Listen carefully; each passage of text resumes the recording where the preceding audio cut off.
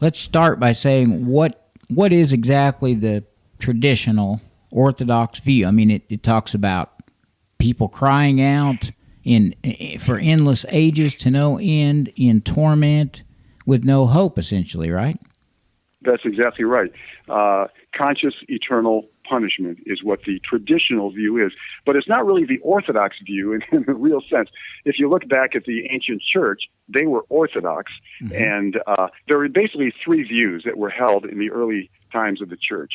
There was the view that God was going to punish forever the wicked. Mm-hmm. That was what we call the traditional view. But that was actually only held by a small group of people.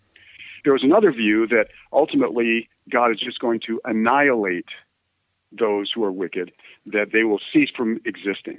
That's called annihilation, or sometimes it's called conditional immortality. Immortality is conditional on the fact that you accept Christ in your life. That was also held by a minority group.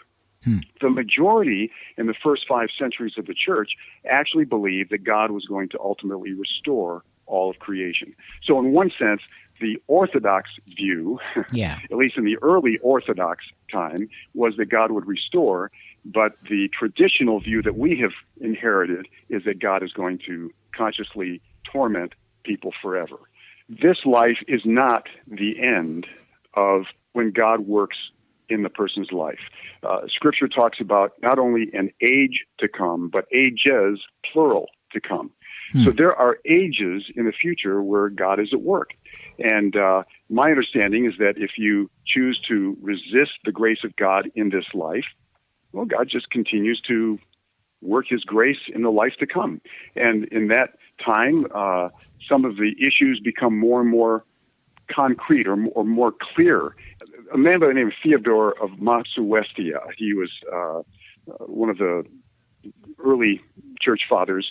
He was a good man. In fact, he was well known in the Church of Antioch. Mm-hmm. He was actually called the interpreter there because of his exegetical work. And his basic thought was that sin always leads to misery. So that ultimately someone is going to realize this is stupid.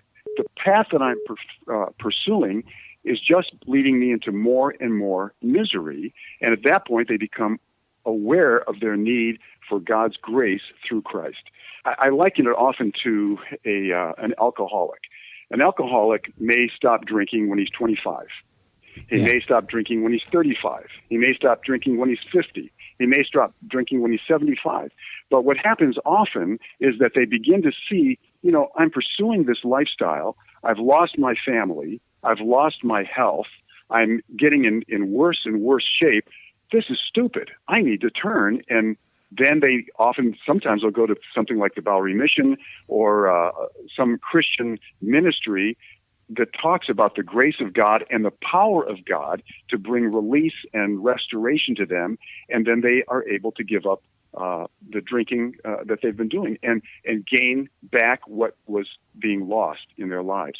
Well, that's what I see hell as, basically, a place where God is still at work. He doesn't give up on anybody. And what happens is they begin to see increasingly the negative consequences of their sin, of their wickedness, of their just turning away from God for whatever reason, and they realize what they need is the grace of God. And just as one little comment, I don't know of any place in Scripture except Hebrews chapter 9 where it makes the comment, it is appointed unto man once to die and then the judgment. But it doesn't tell what the judgment is. It just says that after you die, you come before the judge. Yeah. And, if I end up stealing something, I go before a judge, they put me in jail. If I go and I murder somebody, they put me before the judge, and he may, depending on where you are, condemn me to the death sentence. Well, just because I go before a judge does not mean any one particular decision will be made. Well, it's the same thing before God. Once you die in this life, you come before the judge, and he makes decisions as to what's going to happen. And so I don't see anything that automatically says this life is the only time that you have to make a decision for Christ. It seems to me that God is gracious, and his grace continues on into the ages to come, as the Apostle Paul said.